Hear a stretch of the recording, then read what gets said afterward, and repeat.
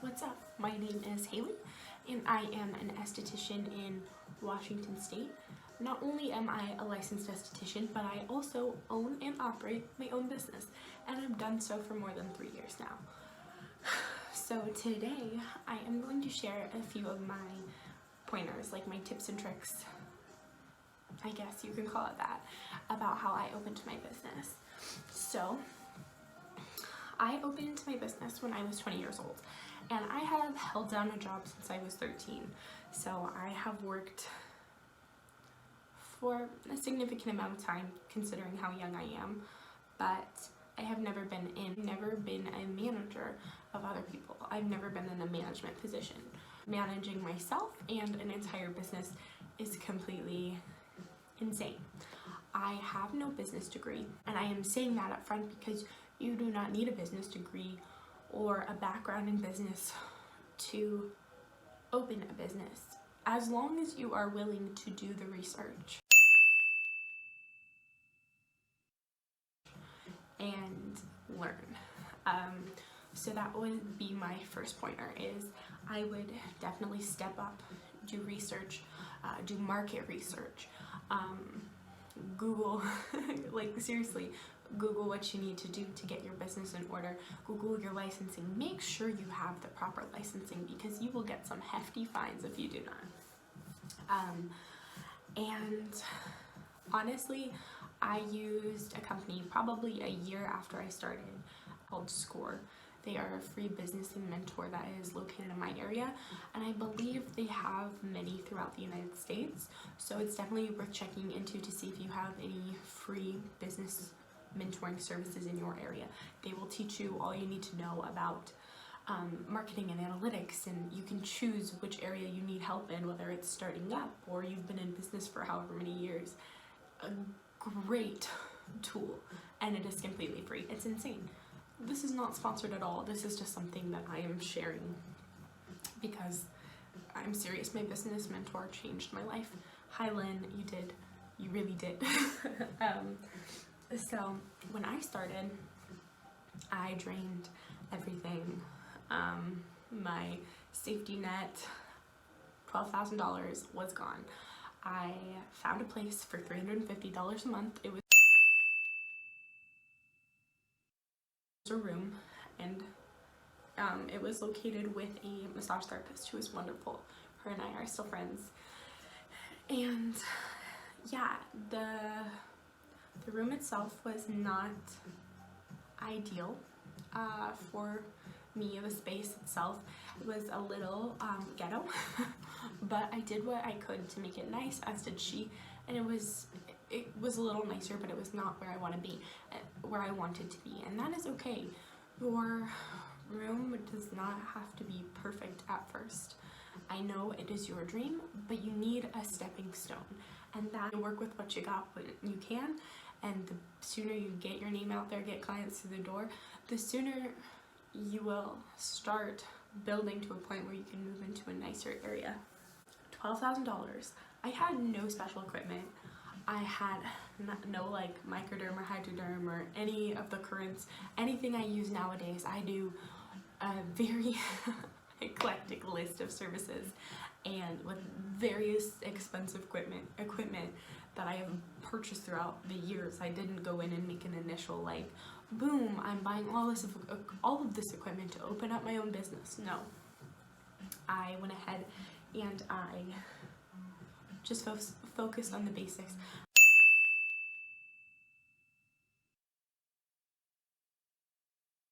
I got a towel warmer, a massage table, I got some decorations for my room, I got a few tables that I needed for around the room, some shelving, I got my back bar products, and what else? I honestly think that's it. It's crazy how much it costs to open a spa or open an aesthetics business. It is insane. $12,000. Boom, gone. But it was a stepping stone. And when I first opened, I actually still held down my job. I was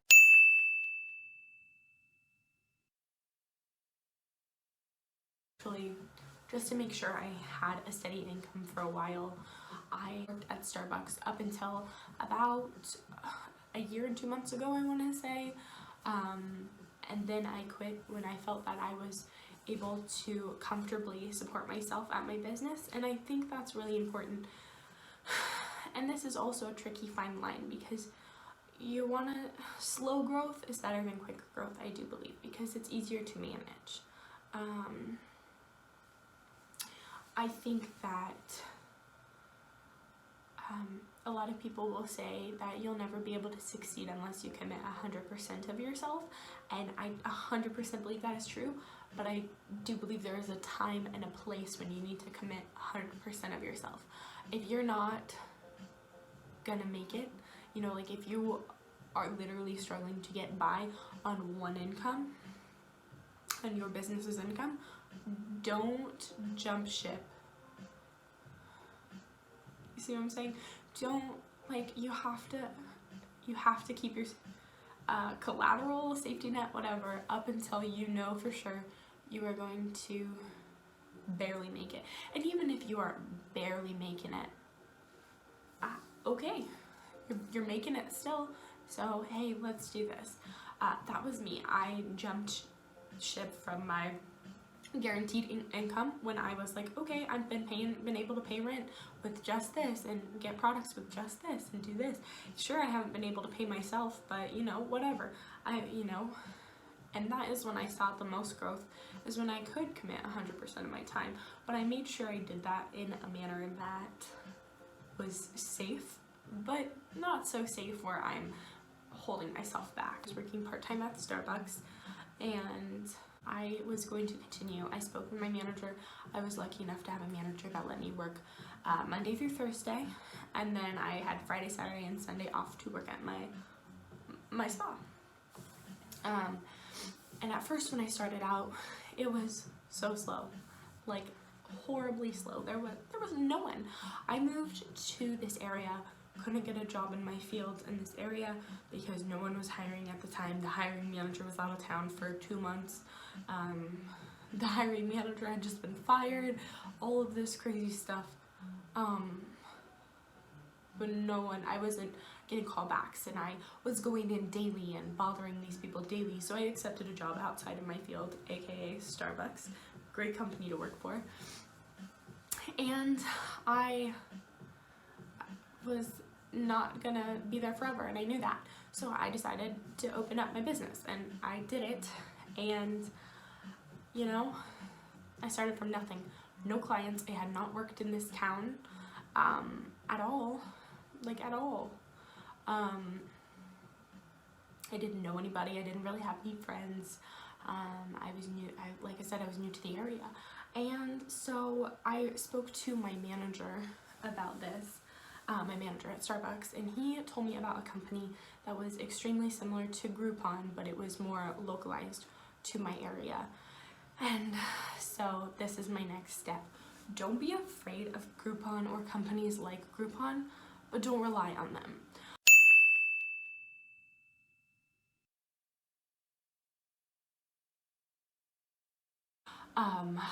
That is actually how I built majority of my clientele at first. Of course, I advertised through Facebook and Instagram and went to all the events and talked to everybody and did everything and handed out cards and, you know, did all the things. But this company was it for me. I sat down with each client because I had nothing to lose at this point. I had already invested, well, I guess you could say I had nothing to lose or I had everything to lose. But I had already invested everything into my business. So I decided, you know, whatever, let's do this. So I took the extra time with each client and I sat down before and after each appointment and I wrote down a treatment plan. So I went over, hey, this is what we did today. This is what I'd love to do. I poured my heart and soul into telling these people, hey, this is what I want to do for you. Like, please. First time around, I retained, I think, 4 clients, which is great. And then I decided a few months later to do it again. And I retained a few more. And a few months later I tried to do it again, retained maybe 1 or 2, and then a few months later I did it again and retained nothing, and it was the worst experience of my life.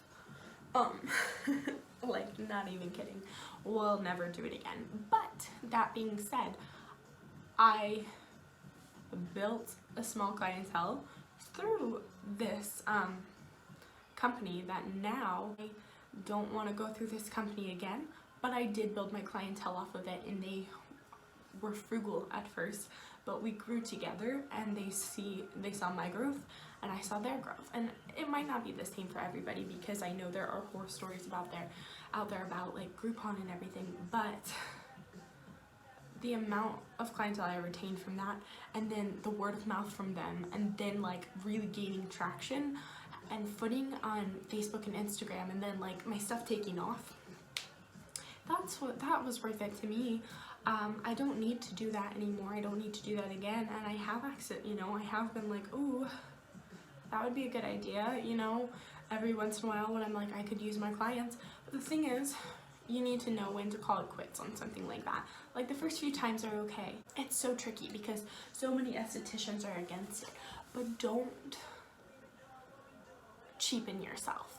Like, sure, do it a few times, but after that, call it quits. Because now, your name's been out there, whatever, now you are you. Like, embrace that, and don't try to discount yourself, because people that you want to attract beyond that initial, like, oh, boom clientele, you're not gonna attract them if you keep cheapening.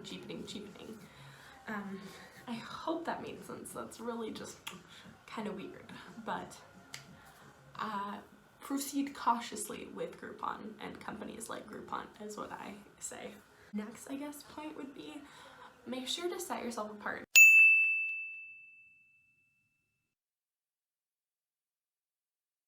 I think that's what I really did when being able to retain those clients, is I sat down with them and developed a treatment plan, and I was so kind, and I, like, even if they were so inconveniencing me, I didn't let them know they were inconveniencing me, because, hey, it's my job. I'm trying to keep you. Come on. And I know it can be hard and frustrating, especially with people who are always just trying to get a good deal, and you feel like they don't value you as a person or your services, but you signed up for it, and you gotta embrace that, and you gotta get over that. So, just remembering to always be kind sets you apart, and remembering to really spend time and make each service personal, and like, your clients tell that, like, they can tell that apart from anyone else out there who's just like, oh, I'm doing the services, I'm getting them done, I'm getting them off my checklist so I can collect this payment and blah blah blah. No, your clients will really see the difference if you genuinely care. It really takes time.